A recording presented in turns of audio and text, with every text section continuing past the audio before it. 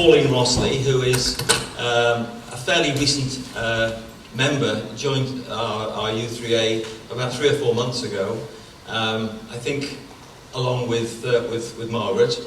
And she is she's a retired teacher, retired history teacher, and she has a considerable and professional and personal investment and knowledge of South Africa. And hence the subject for today is for her to talk about, it says the Boer War, or the Boer Wars, I believe, they were plural. Anyway, I will pass over to you, please, Pauline, to talk to us about the Boer War. And also, by the way, just to say that we'll have questions, plenty of time for questions at the end. Thank you. Yeah. Firstly, can you hear me? At the back. Can you hear? Yes. Right, good. I am new, as has been mentioned. I've followed Margaret here, and I can thoroughly recommend the Garden Group and Margaret too. Although I'm talking on a war that was miles from here, 6,000 or more, I am British. Both my grandparents served in World War I, one of them dying at Gallipoli. So I've got a bit of an interest in this because of that. And well, I'll come to that later. It's a bit sad that wars happen, and you do kind of wonder, where's the device? Ah, thank you. You do kind of wonder if it's essential, if it's part of our makeup. It's just jolly hard to know. The Dutch were seriously entrepreneurial people, clever people. Even today they are, to get back land from the sea and be able to sell tomatoes in Aldi last week, which I bought. And a tiny country, but they colonised quite a lot of the East Indies, selling spices into Europe. And to do that, they eventually, in 1652 in particular, decided, right, we're going to have a place en route, halfway, where we can get hold of fresh food, vegetables, fruit, water, and they chose Cape Town, Kaapstad, they called it. And you can see this is just one of the boats, and in the background, Table Mountain. It's just a shame that it's rather, the picture's not as clear as it should be. Right, this is new to me, so I hope I don't have any problems with it. The Boer War's been forgotten about. I didn't learn about it at school. I'm a Mancunian, went to school, quite a highbrow school there. It wasn't done. But there are monuments all over the place. This is a restored one in Wigan, paid for by public subscriptions, including, as you can see, the Wigan Pie Eaters Club. And that must have cost quite a bit. Another one here in Australia, bronze statues. The Australians sent quite thousands of soldiers to fight in this war for the British. And of course, our own. I live in Hemyock, and this is one of the things that started me off. When it says here, to celebrate the peace, I thought, crumbs, that's ironic. It's a war that should never have happened. It needn't have happened, but it did. And we'll come to why. Also, you can see a mention of a certain politician, Rees-Mogg, Jacob, to be polite, or the Honourable Rees-Mogg, and Jacob Rees-Mogg. He actually tried to say on BBC Question Time, oh, we were helping these refugees, we're putting them in these camps, and they called them concentration camps. They weren't Hitler-style concentration camps, but people died. Carelessness. The army just couldn't manage to do it. And from London there was always, oh, you're spending too much, stop it. But Rees-Mogg, it annoyed me because it wasn't a benefit for the women and children that were taken by cattle carts on the trains or wherever, dropped off in the middle of nowhere, and they had a tent to live in. And there are places in South Africa that get to -20 in winter. I don't know if anybody's ever been to South Africa. Some of you probably have. But the Cape Midlands and the Drakensberg, it's seriously cold. This is a map. The Dutch East India Company, the brown bit. I think I can try this for the first time. Oh no, something's gone wrong. Not sure how the pointer works. Anyway, you can see the brown bit is where they actually were, the actual station. And quite soon, the people living there, they were Dutch initially, joined by French Huguenots. They were persecuted in France by Louis XIV, and to some extent Louis XV as well. So they upped it and went here. Some came to London, the silk industry they brought with them. And then quite a few also went to America. But a lot went to South Africa. They took the wine industry with them. From about 1685 they started coming. And they were there, free passage for about 10 years, and then stopped. The Dutch East India Company cleverly sent them all over the show. They weren't kept near Cape Town. They split them up, and within 2 generations they lost their language. They became Dutch, ultimately Afrikaners. In fact, Afrikaans has got quite a few Dutch, French words in it, but I won't go into at the moment because there's not the time. This is how South Africa was just before the Anglo-Boer War. And I'm going to be talking about, and I wish I could point it out, Kimberley, Mafeking, and Ladysmith. They were famous towns that were besieged. Yep. Use the middle button. The middle. Let's try it. It's something there. There's Kimberley. Dreadful place. 40 odd centigrade in summer. Right. So let's move on. So the Dutch stayed in the Cape, started trekking. I just make this clear. Started trekking, as you can see, in the mid-18th century.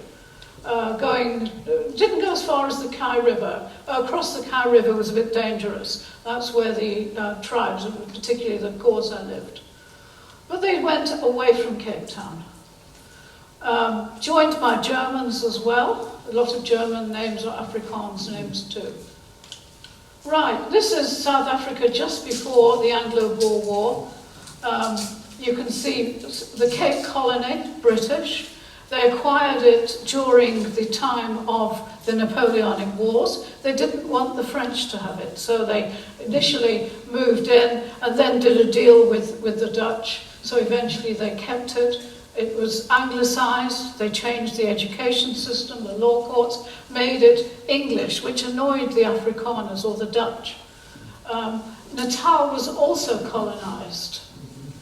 Durban, the capital.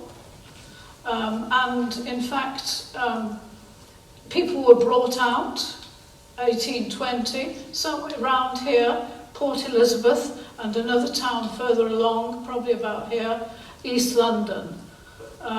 So they tried to anglicise it. The Boers weren't happy. In 1830, 34, 35, 36, the slave trade was stopped throughout the British Empire. And you were paid to give up your slaves.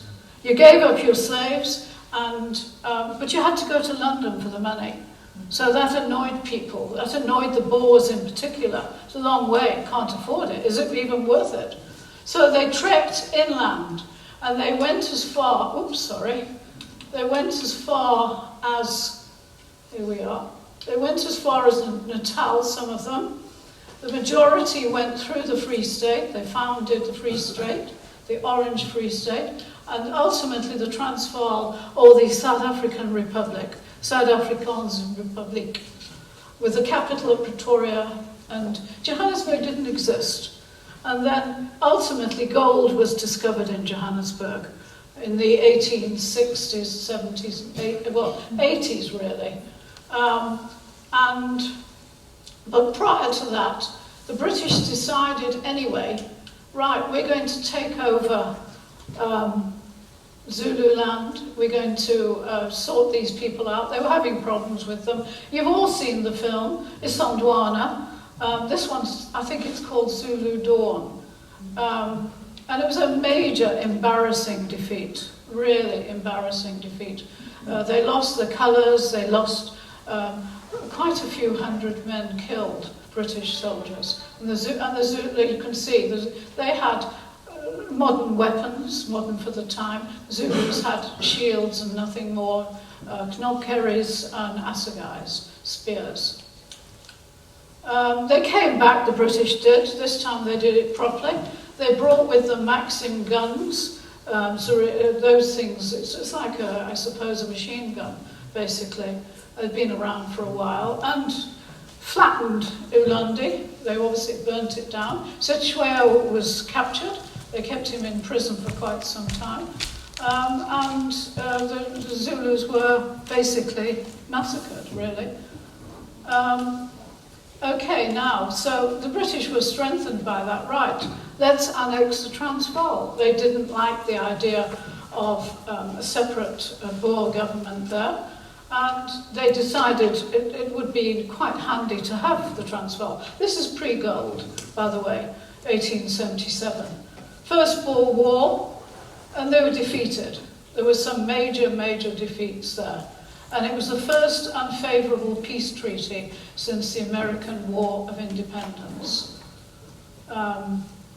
Quite bad. Can I just go back a minute? Yeah, I should have mentioned after Isandwana you get Rorke's Drift. And that's where they, remember the station, the hospital station, fought off, Michael Caine was in the film, fought off thousands of Zulus as well. And in fact, they dished out Victoria Crosses like confetti. It was embarrassing, the international press, for this battle in particular, Isandwana. So it covered up when Rorke's Drift happened. Okay, I'll get back to where I was. The First Boer War. This is the British annexed the Transvaal, and they didn't like it, obviously. They were individualists, independent, clever fighters, good horsemen, and there's a teeny bit here that I was going to show you, but it's 13 minutes and I'm not sure how to operate this thing because it's not mine and I've just acquired it, to make it play. Do I point the laser at it? No, sorry, I won't risk you there. I will go past it. But it's just this, it shows you the column of British soldiers marching in red, the Boers fighting as guerrilla fighters, defeating them. It shows you the officer in charge, Anstruther, Colonel Anstruther, where they say, go back, they're marching to Pretoria. And that's the capital of the Boers. They didn't want that. And he said, no, we won't. And it was one of the defeats that happened at the time that was very embarrassing too, because the international press and the French and the Germans were laughing at us at that stage. I'll go past it anyway, it's time consuming too. Rhodes, what happened soon after that, the British gave up. Sorry, I'm getting a little, I can't show you the end of this. The British were defeated. They accepted the independence of the Free State and the Transvaal. It was ratified in London, agreed, but as you can see, that didn't happen for long. 1896, we have Rhodes. He was the diamond magnate, multi-millionaire, managed to take over all the diggings at Kimberley. Kimberley initially, as you saw in the map in the beginning, is very close to the Free State, and it should have been either in the Free State or part of the Griquas, the Griqua tribes' land. The British decided, no, we'll have the frontier here. They had a conference, moved it so it was in the Cape. So they effectively controlled Kimberley and Kimberley diamonds. And it was the biggest diamond mine in the world at the time. Rhodes got so much money, and I suppose so much pride, hubris, arrogance. He had his own country by now, Rhodesia. He brought the British South Africa Police, that's troops from Rhodesia, and they attempted a coup d'etat on the Transvaal. And they marched from the east, from what is today Botswana, towards Johannesburg. They wanted the Johannesburg Uitlanders, the foreigners, the gold miners, to support them. And let's have this, we'll take over. And they didn't do it. There was a big hoo-ha about the fact that Uitlanders couldn't vote at the time. And Kruger said, right, well, 14 years, and then he compromised and said 7 years, and ultimately they got it down to 5. But that was not enough for the likes of Milner, and who was the High Commissioner in Cape Town, and the Colonial Secretary, that's Chamberlain, I'll come to him in a minute, and basically these were some of the causes of the war. This one happened before the war, but it did enlighten the Boers in Pretoria to the fact that they weren't particularly secure. And they had money from the gold mines. They started importing weapons to protect themselves. This coup failed. 16 people were killed. Some of them went to prison, some paid a fine. Some Kruger sent back to London, you punish them yourself. He wanted to embarrass the British government. Rhodes was Prime Minister of the Cape at the time. Did he know about it? Yes, of course he did. And he was obliged to resign. He'd messed up big. Okay. And of course the London Colonial Secretary, Chamberlain, he knew as well. Causes. Now, these are some of the causes. The Uitlanders said, well, we want the vote. Some of them. Most of them didn't care. It was a matter of, well, I've got a good job here, I'm making money. The British wanted to confederate South Africa. This was Chamberlain's idea, as they'd done in Canada. And I suppose it'd be cheaper if it was part of that. You know, we wouldn't have a problem. And in addition to that, there was a big problem. Gold was discovered. And the Transvaal now was the world's biggest single producer of gold. And if it became wealthy and influential, there was always the fear in London that it would draw into its orbit the Free State, Natal, possibly the Cape. These are the two bugbears, in my opinion. Chamberlain, now that's Neville. Joseph Chamberlain, father of Neville. Neville was the one who was happy to appease Hitler. Okay, travelled and caused more trouble than was needed, really. He thought he could peace in our time. It didn't happen. Milner was almost as much German as English. He was born there, from a mixed marriage, German-English, or parentage, I should say. He went to England to university, to Oxford, very, very clever man. He got heaped with prizes while he was there and awards. I think it went to his head, a sense of entitlement, I know best. And one of the things he did do, and he's my least favourite person of all the people in this story, he was an ardent imperialist. British is best, the empire is best, it's wonderful. And people thought that how important the empire was in those days. They were willing to fight and die for it. I don't think we would anymore. Am I right there? I know I wouldn't. No, I can't see it. But anyway, that's how he thought and how a lot of people thought. But he certainly was one of the leaders of that way of thinking. And Chamberlain wasn't far behind him. It was the last gentleman's war, they say, although there was a lot of ungentlemanly stuff that happened, but they didn't fight on Sundays, for example, or Christmas Day. That's one of the things that they decided not to do.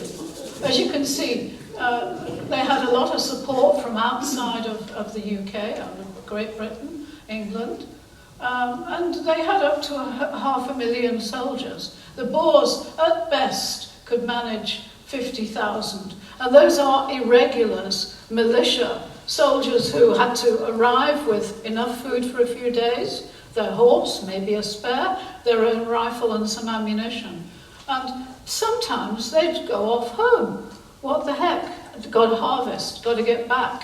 Wife's ill, having a baby, whatever. And you didn't get shot for deserting there because you were a volunteer. You didn't get paid. They were true militia, true volunteers. And as you can see, volunteers from outside of South Africa. And this is one of those cases where my enemy's enemy is my friend. And as you can see, all kinds of countries helped them. Many were a bit of a waste of time, though. Okay, 3 phases. First one, Boer offensive and sieges. Second phase, British bringing in huge amounts of people, soldiers, from all over the world. And the third one, defeat the Boers. The British managed to occupy Pretoria and Bloemfontein. And Roberts, Bops, Lord Roberts, he leaves. They gave him, by the way, £100,000 for this. He became a lord as well, and 100 grand. That's pretty good going. The war wasn't over though, that's the trouble. He thought it was. And I suppose he told the British government it was. It wasn't. What the Boers did, we've lost our capitals, right.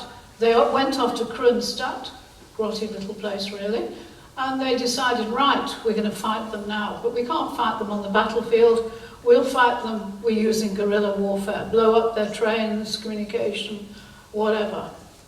And the British fought back with scorched earth, burning farms, villages even, and barbed wire. 3,700 miles of it, can you imagine that? 8,000 blockhouses, I'll show you some of those soon, and concentration camps. Loads of people shoved into them, women and children mainly. If you were like ancient man, you might end up there. There were very few men, but there were mainly women and children.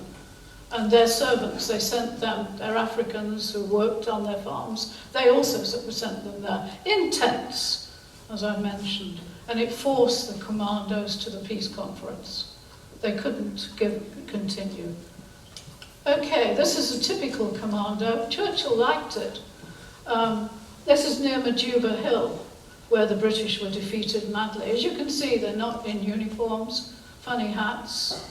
At this stage, they had Mauser rifles, and Mauser rifles are pretty good. No smoke, for example, work really well. German, they imported an awful lot too, and the Germans supported them. The Kaiser, for example, at the time of the Jameson raid in 1896, sent a telegram to Kruger saying, well done, you defeated the Brits. That's another one. I don't think they're related because the names are different, but you can see the kid looks very kiddie, doesn't he? Very young. The old man looks ancient.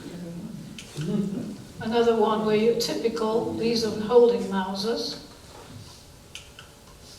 Another regiment, Scandinavians. A lot of these were massacred, in fact, near Kimberley. And the Irish. I've got a bit of Irish blood, so I can say this. Right. 2, 1 Irishman, an argument. 2, a fight. 3, a war. And they came to South Africa because, what? We hate the British. We hate the English. And they learned to bomb here. They learned how to shoot, how to make bombs, how to put them somewhere and blow up something. And in fact, John McBride was part of this. And eventually he was caught in Dublin at the time of the uprising. And the British executed him. And they said, right, before the execution, here's a little man, blind, you don't want to see the bullet. Then he said, I've looked down at many British bullets, and yeah, I don't need it now. And they shot him. There's memorials to him all over Dublin. Germans, they came out too. And there's a mention of the support the Germans gave to Kruger. Kruger, of course, is a German name. And they sourced weapons from Germany, quite a few, thousands of Mauser rifles, for example. Okay. And here we have a Frenchman who was also a volunteer. Can you see his name from the back? Georges Henri Anne-Marie Victor, Comte de Villenoix-Marais. And he is buried in Kimberley, in fact, just outside Kimberley. He came to support them, and because he was remembering, can you believe it, the 100 Years' War, and there's a mention of it there in that quotation. You know, that the British have done in the Boers, and the Boers have got French blood, which they did have.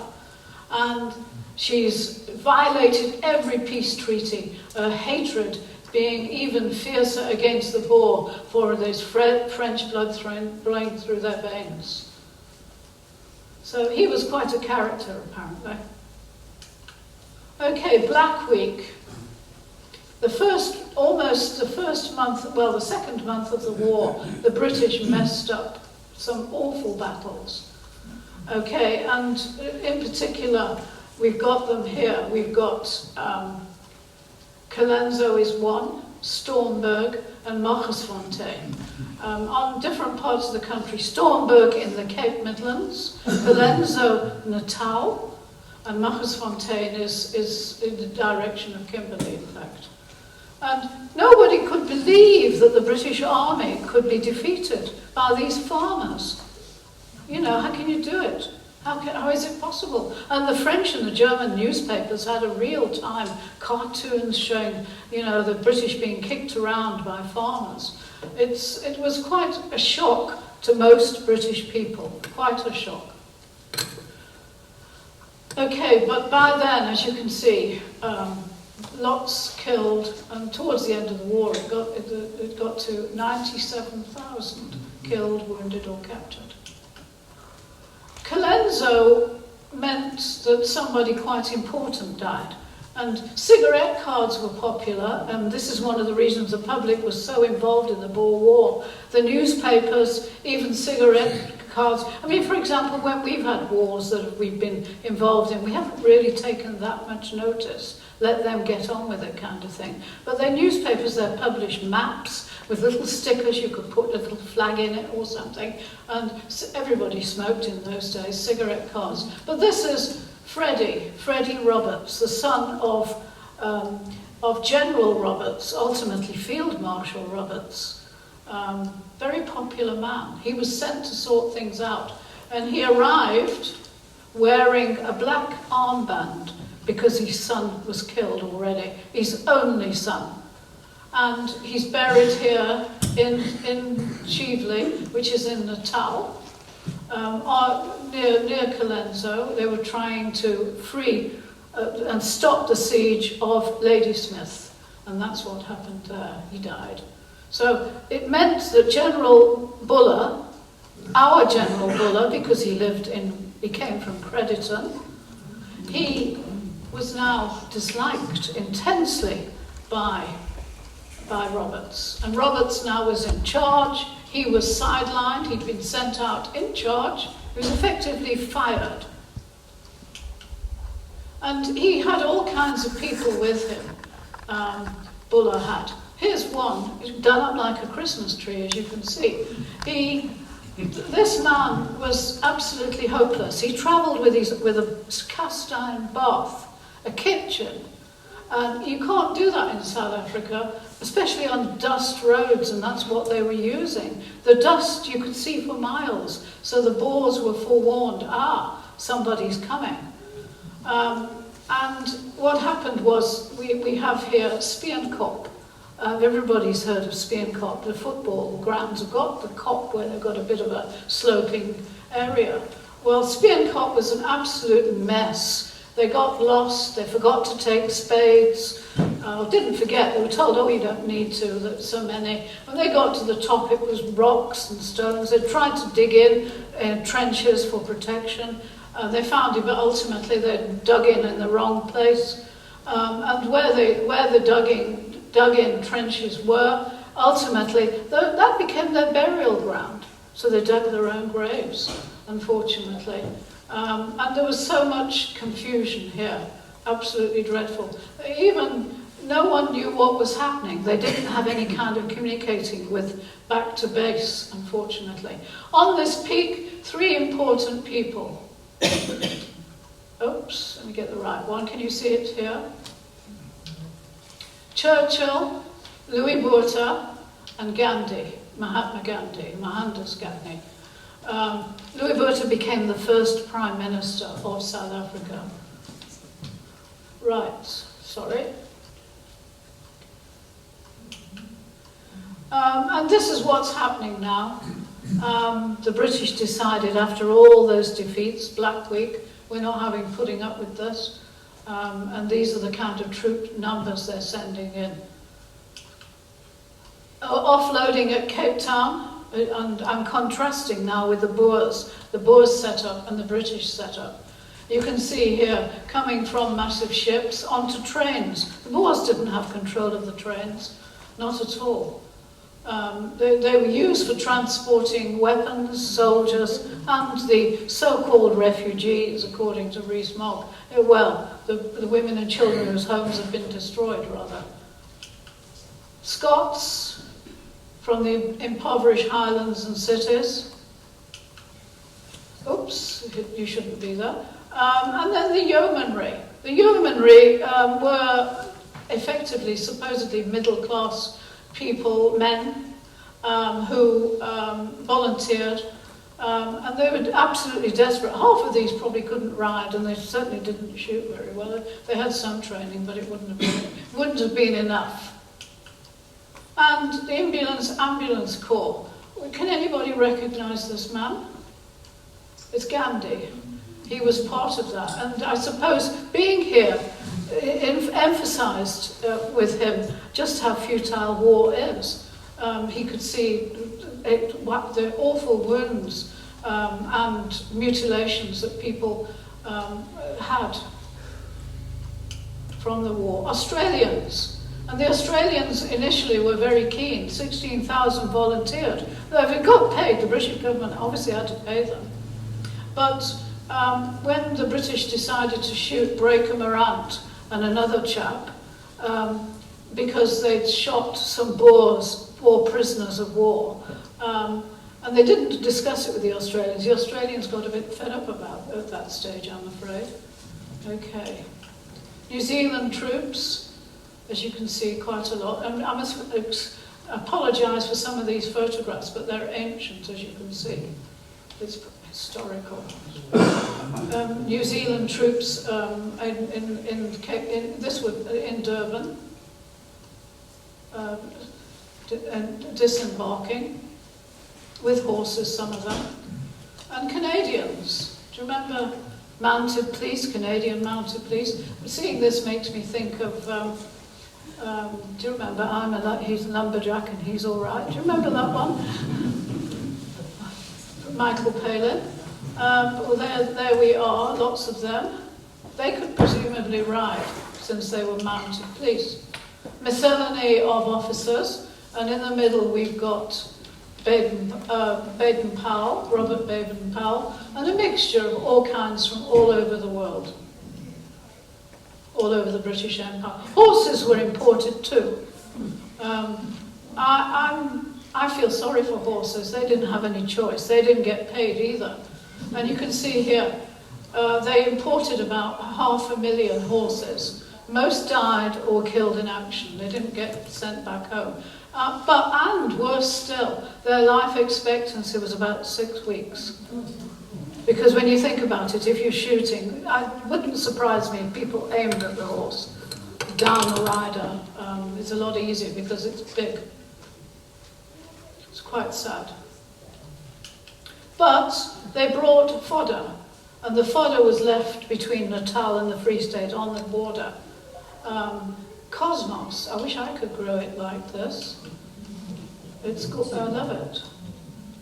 It went wild in some of the fields and all over the show, in fact. Beautiful.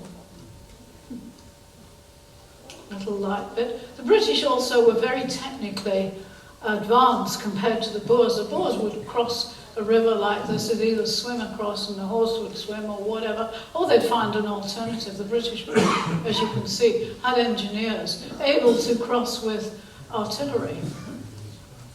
And the Boers travelled light. They'd carry a rifle, ammunition, they'd have it on a band, and biltong meat, biscuits they'd carry, And they go back home now and then to get a decent meal or to have a decent, get their clothes changed. Whereas the British travelled with kitchens, bathrooms, uniform, food, everything you can think of. The British also had, and you can see the size of that, it's a naval gun. And they were able to put them onto trains. And at times take them off trains and use them to shell the Boers. And that one, obviously it's a huge one. I don't know the details about that one, although I've been finding out about artillery lately. 6-inch guns from warships, as you can see. Huge, absolutely huge. You can see howitzers, and you can see how formalised it is. They're very quick to fire these 5-inch howitzers, 50-pound shells, and with a range of 4,900 yards, which is pretty far. The Boers had pom-pom guns. These were made, believe it or not, Vickers made these, Nordenfeldt. And it's like a sort of, I suppose, super machine gun, as you can see. You've got the bullet, it is effectively, or a shell, it's about so big and about so long.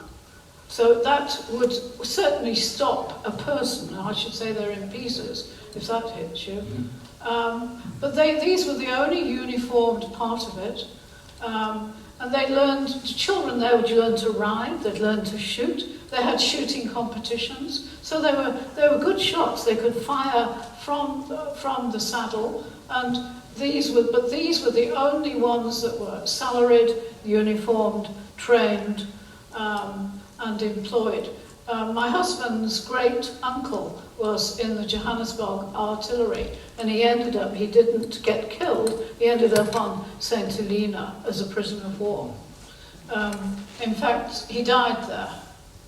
He's buried there. Okay. That's another Boer gun. Crusoe. Anybody got any saucepans by Crusoe? I've got a couple. I don't think much of them actually. But nowadays that's what they do. But in those days, that was what they made. The long tom, there is one. If you go from Johannesburg to Durban, there's one on the side of the road actually at some stage. But they're enormous, as you can see. The shells weighed 94 pounds. And the distance, it's off the screen here, it's, what, can anybody see that? I can't. 10 kilometers. How many? 10 kilometers. 10 kilometers, which is quite a long way to fire a shell.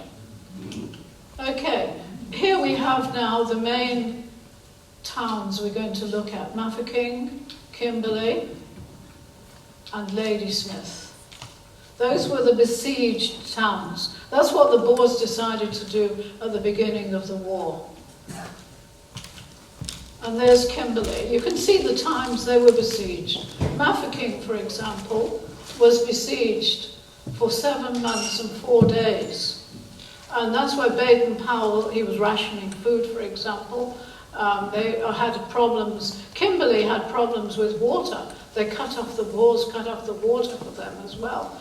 But there was a clever man there who was able to divert some water from a mine in fact.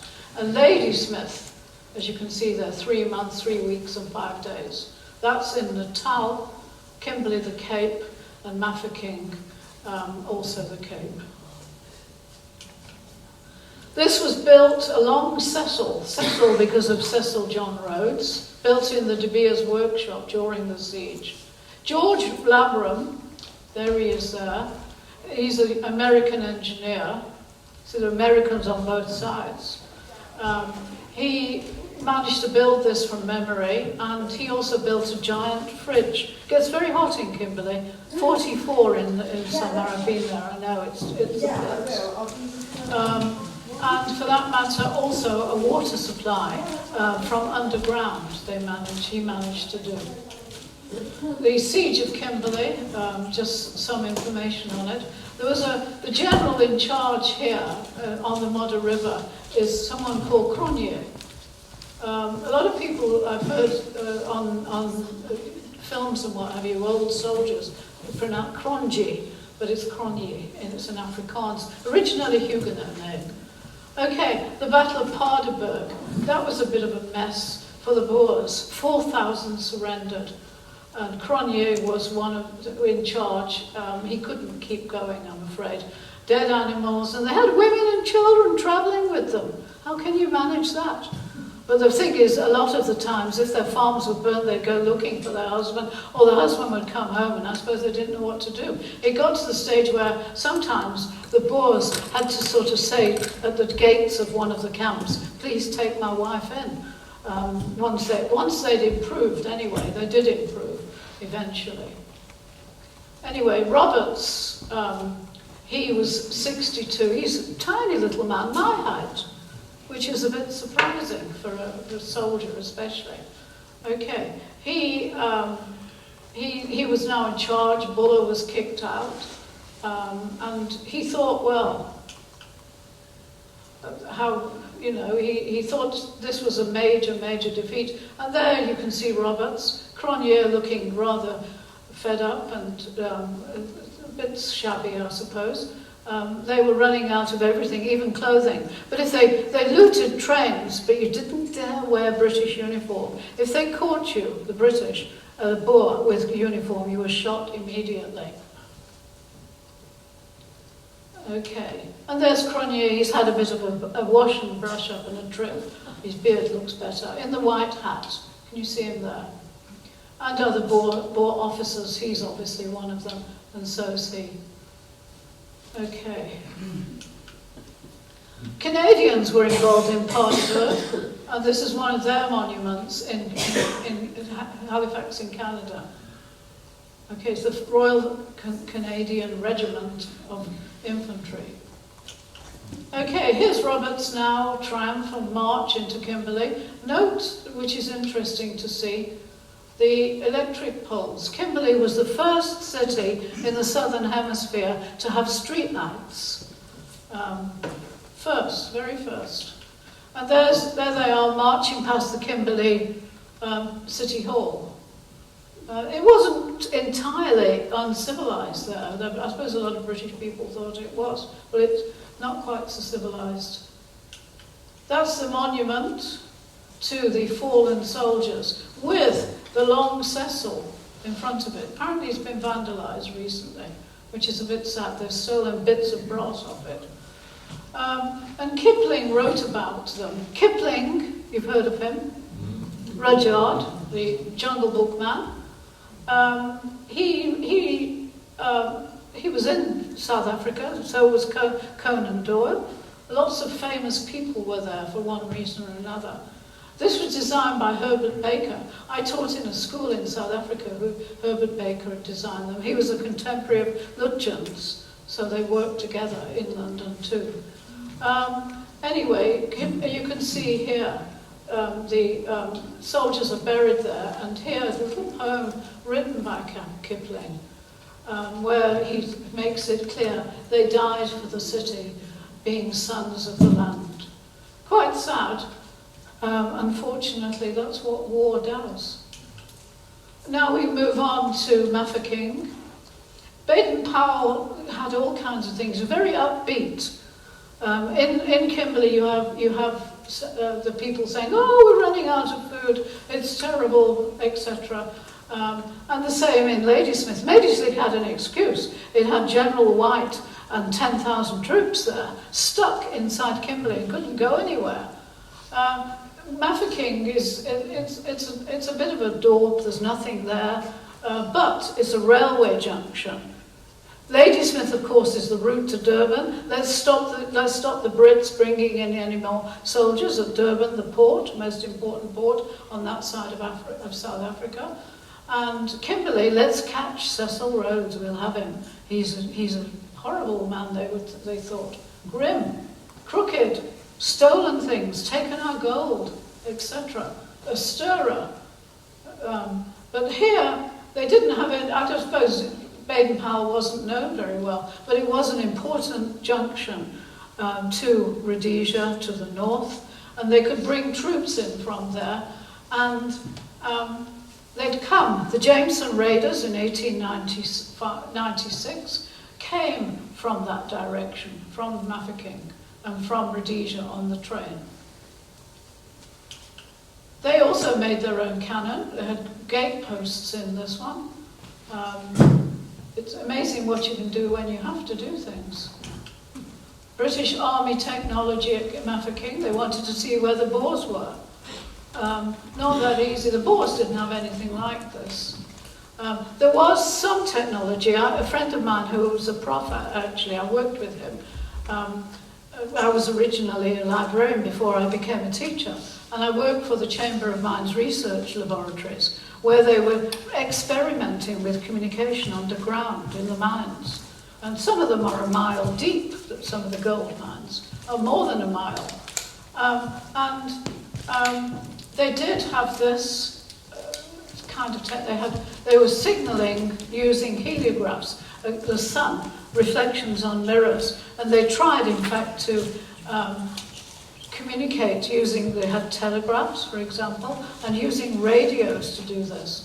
Unfortunately, all the ones that were imported were confiscated by the British when they landed, so the Boers didn't have any. And it wouldn't work on land anyway. At that time, the technology was just not, they just weren't ready to do it. They didn't have enough knowledge.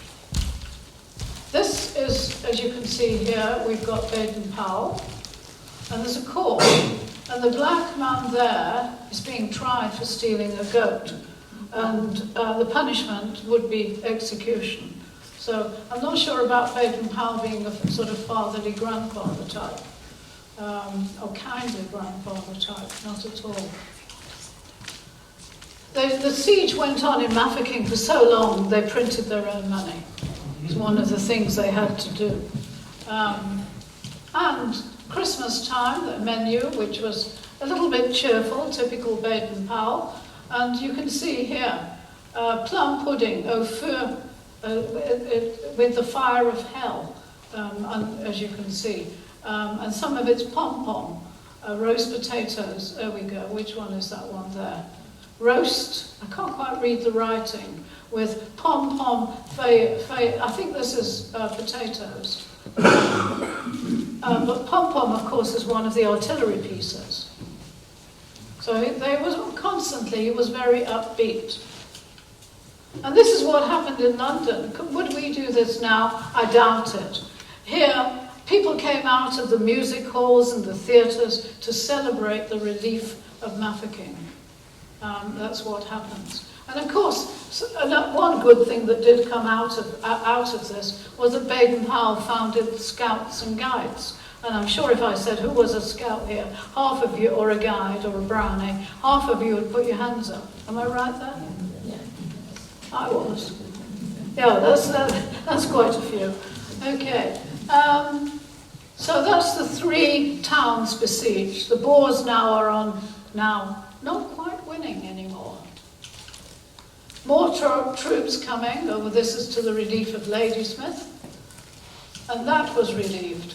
Winston Churchill was near Ladysmith, and he took himself down to Durban, and you can see he actually was quite happy when they caught him as a prisoner of war in the Tower at Cheveley Station. He was the one saying, let's go, and the driver was saying, no, I can't, somehow he overruled him, got himself made a prisoner, managed to escape in Pretoria, walked all the way to the coast.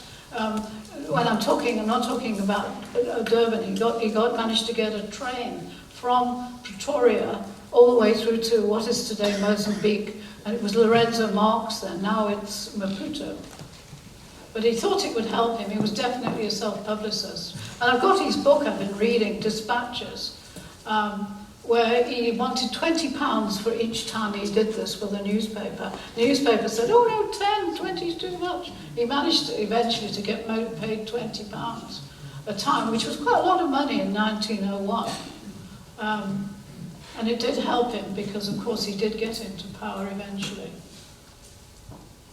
And as you can see, Buller offered him a commission, all right, but he didn't want to do that. That tied him down too much, and it was dangerous. Forgive this one. I was going to take this out, but it's just talking about scorched earth, the policy of Kitchener. Now, Roberts thinks he's finished, but the two of them did start the scorched earth, burning houses. Initially, if a train was derailed by the Boers or or blown up or whatever, they'd say, right, the farmhouses nearby, we're going to burn down. Okay? And they didn't bother with the people. We just burn your house and your people will just wander off somewhere. But it got to the stage where, right, we're going to burn the whole lot, because it's for the Boers going home. It meant food. It meant getting more, for example, ammunition if it dropped off. It meant a decent meal, and so on. So the British decided, no, we're not going to have that. We're going to stop that, make them surrender. We're going to burn them all. And you can see here, 30,000 farms and 40 towns and villages were burned. That's quite a lot. And the workers were taken. They called them concentration camps. It's not like Nazi Germany. They didn't intend to kill them, but the army administration was disorganized. They couldn't get enough food. Water was rationed. There was no soap. They didn't have any proper toilets or sanitary anything. Typhoid broke out. Dysentery, measles, and some of these diseases you didn't eat, and it's quite sad to see some of the children suffering from that. And this is, as I said to you, it was Rees-Mogg that made me annoyed and said to myself, I'm going to find out more about this. And I've written to him twice by email, no reply. This is the blockhouses, and here, barbed wire. So the idea was to contain the Boers, drive them into an area where you could stop them, take them away, make them prisoners. And you can see, they built them at strategic places, roads and railways. It helped to divide the country. There were usually 1,000 meters between one blockhouse and another. And it did make life very difficult for them. And here you have British soldiers and barbed wire. Barbed wire was a relatively new invention at this time. Blockhouses. There's still a few around. One or two of them might be national monuments. That one looks like it's been damaged. And another one built of stone. Eventually they built them out of corrugated iron and stone. And this is burning a house down. You can see the few possessions that this family had just dumped outside. And they had to burn so many a day. And that was hard work, actually. They even sometimes destroyed the precious family Bibles. And that for the Boer was quite an important thing. It had all the family names in, for example. And also they were quite religious. If they couldn't burn it, for example, it had a galvanized tin roof, they would explode it and use dynamite, which they had at the time. And this is what happened to the animals on the farm. I'm upset about this. 6.3 million sheep were killed, as you can see, and left to rot. The rule was, if you can't eat it or use it, destroy it. And that applied to creatures like sheep. That, I can't do that now. I haven't got time for it. That's Rees-Mogg talking rubbish. Yeah, sorry, if there's got any supporters here. Mainly girls in the concentration camps, healthy at first. I can't see any boys there. If they were dressed almost like girls, who knows. I think they did in those days. It wasn't quite as, like girls in pink and boys in blue. There would have been some boys there, but not many.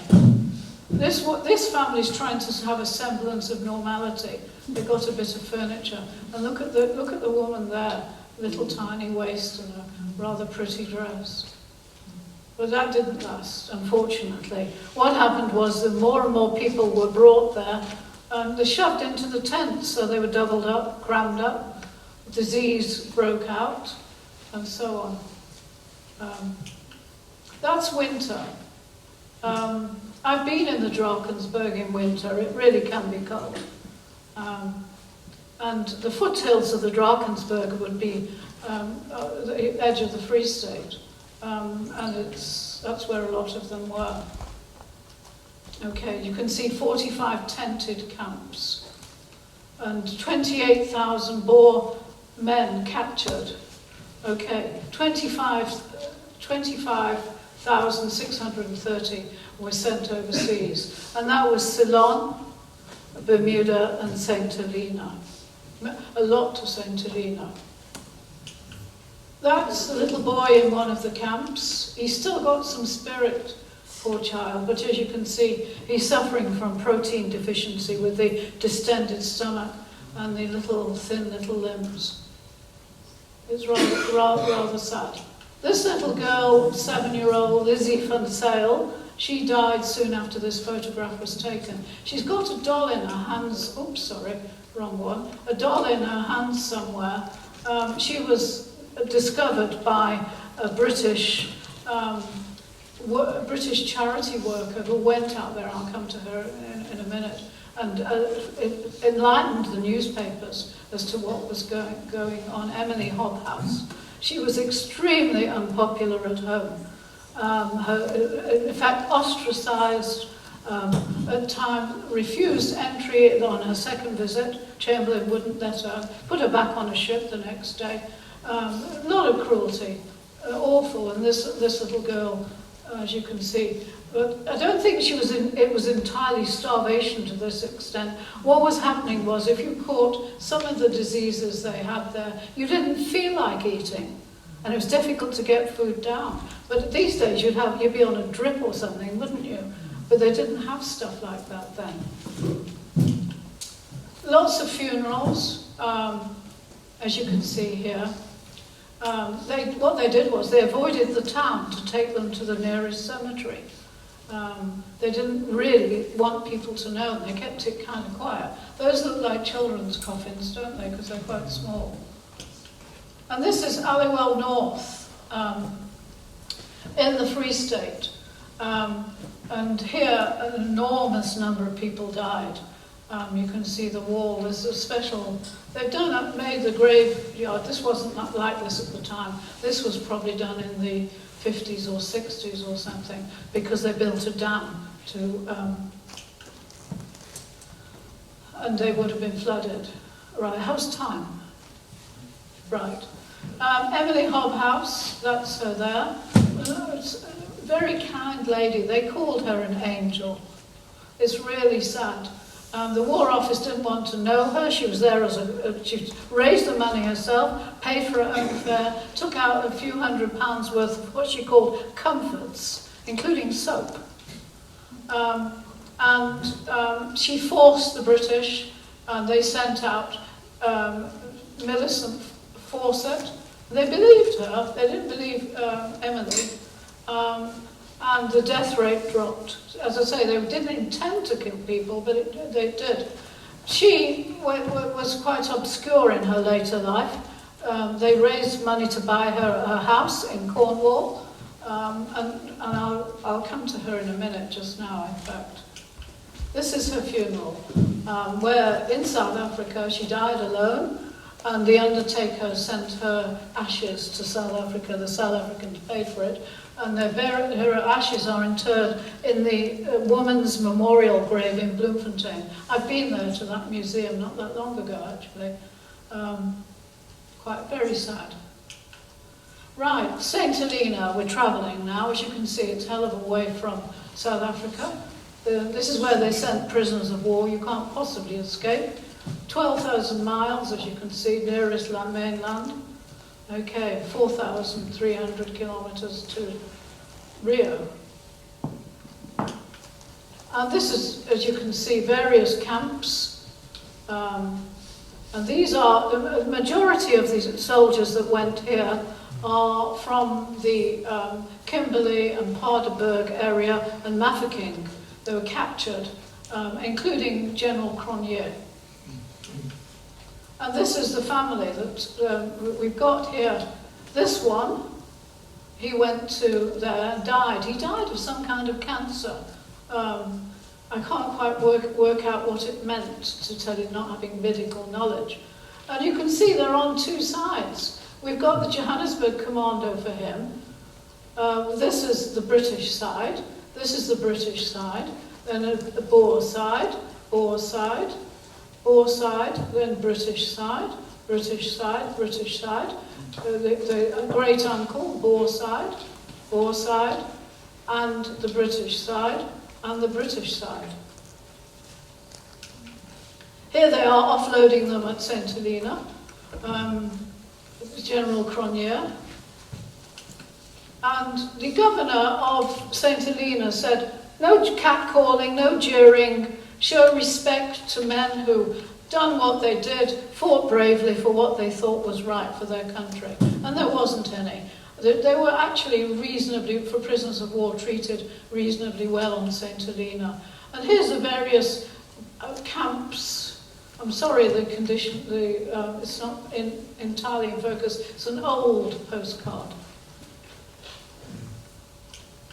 That's General Cronje now. His wife went with him. That's clearly a love match. Look, they're even holding hands, which people in those days didn't do, really, when you were being photographed. She went with him. He was not popular, poor man, because he'd surrendered. You don't do that. And he was taken out to inspect his troops now and then. I don't think they liked him at all. I don't know how he got round that. There was one time where the guards couldn't manage to get on their horses holding a rifle. So the prisoners of war held the rifle and one helped them get onto horses they didn't know about. They weren't riders, they were supposedly soldiers, but clearly not mounted soldiers. Ultimately, he went to America after he was freed and took part in, I suppose, what you could call circus events, reenacting the Boer War. So it was a long time, and he died not long after, actually. There's one of the camps, as you can see. And they got fed up of the tents, and the tents fell to pieces, so they made little huts out of biscuit tins, and they called it Blikkiesdorp. Blik is a tin, from paraffin tins. They must have had quite a lot of paraffin. That was probably for cooking. Whoops. They had exhibitions. Some of them were quite clever craftsmen. It's interesting they got their flags there because their letters were all censored. They couldn't talk about the government or politics or anything like that. And they contributed to the livelihood in St. Helena. They built roads, for example. They built the harbour. And they earned some money by selling stuff. Not a lot. As you can see, they had their own little orchestra. And they went to church. The Anglican church said, we don't want to bury any of you that have died. No way. You're heathen. That's what they said. I mean, they're Calvinists, which I suppose the equivalent here is Baptist church or something. And they described them as heathens, but here there's a Sunday church. And there was the odd black there. This one took part in the, as you can see, the 1904 Olympics. He was run off his track of where he was supposed to be running by a dog chasing him. And the winner was disqualified because he got in a car. Can you imagine? The part of the trip. It's just unbelievable. And this one, the Boer in the box, he was originally from Holland. Curious to be shipped back. He got in it, he had some water, and he said, this way up, and he was tossed around. He lost his water, and he intended to go to St. Helena, and from St. Helena, from St. Helena to Ascension Island, which is what the ship did. And from there, I don't know what his plan was to get back to Europe, but anyway, he ended up back, actually, at the fort in Jamestown, because he tried to escape. And then back to the prison camp. These are what they call turbulent Boers. And there were scraps between Free Staters and Transvaalers, and there were also scraps between bitter enders and hands-uppers. Those are obviously clear, because some of them signed a declaration of loyalty to the crown. You're going home then, and some of them might have ended up going home, and that's one of the things they wanted to do. But here's the Boers, hardly any, and as you can see, loads of soldiers. That's an easy posting compared to fighting in South Africa, particularly the people that were left to fight, because Pretoria was occupied by now, Johannesburg was occupied, Bloemfontein was occupied by the British, and what was left? People like De Wet and De La Rey, superb bushfighters, very, very clever men. Louis Botha still was out there. Jan Smuts was still out there. All of them superb fighters. Here they are being addressed by the governor, starting to get ready to go home. But they had nothing to go home to. Many of them lost their wives, their children, and most lost their homes. Farms burnt down. Many became squatters and struggled to get by. Okay. That's the graveyard built by the South African government, paid to have that done. You can see it's really slopey ground. And a few stayed behind. One got married, one started a bakery. But this is where they ended up. The Baptist church gave them some land. Whoops. And then the peace treaty. Can I just check that I haven't... Oh, right, I took something out there. Here you have Kitchener. He was more... I suppose he was harsh compared to Roberts. Roberts, when he went home, after the second phase, they thought, oh, it's finished now, and he got £100,000 from the British government, and he became a lord. He was heaped with honours. The same happens to Kitchener. There's Milner, and this is Rates, originally the Free State Secretary, and here's De La Rey. There's Louis Botha. Okay, they signed it initially. They met at a place called Vereeniging, which is in the southern Transvaal, and then in Pretoria, Melrose House, and they signed it. And strangely enough, it's quite silly really, they agreed Afrikaans has a place still, which they hadn't before. They also agreed that the franchise for Africans will delay it till later. The British agreed to that. And peace broke out, shall we say. Kitchener was heaped with honours. He was very harsh. And he, partly to be aimed for the Dardanelles in Gallipoli, so I've got a sort of thing about him. My grandfather dying at Gallipoli, it meant my father's life was quite hard, because he was 2 at 1 or something, when he didn't know his own father. As you can imagine, it affected him quite a lot. He ordered frontal assaults at Paardeberg, and when it comes to the British Army too, over the top, what the heck, cannon fodder, that's what you are. I think these days, did he learn from it? No, probably not. And he died, by the way, on a ship going to Russia, after Russia became an ally. So he died in the cold, frozen North Sea. Yes. And as you can see here, unnecessary. 1,100 unnecessary casualties at Paardeberg. 299 killed. That was hard. And then the costs. Deaths in the camps, 48,000, 20,000 Africans included.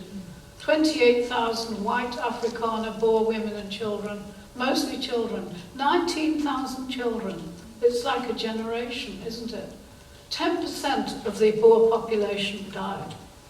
You think of that in terms of Britain, the over 6 million deaths. The cemetery couldn't cope with that.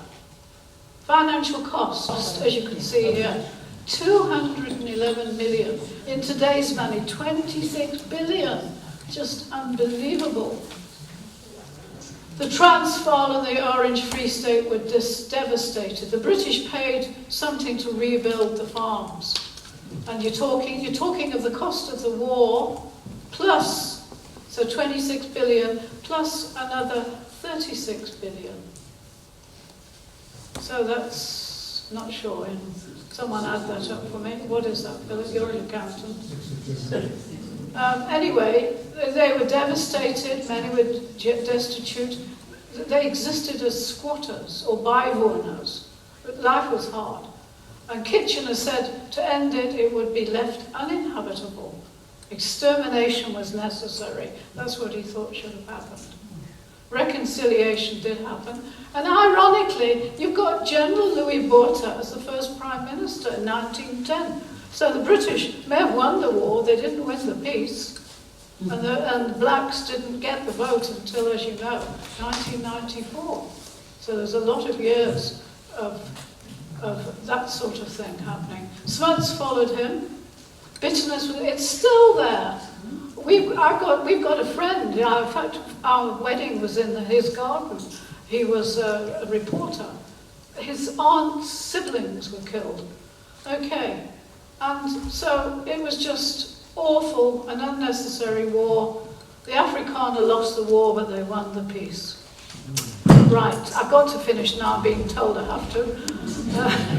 I think I have. And any questions? I hope you've got a few. Can you show your appreciation, please?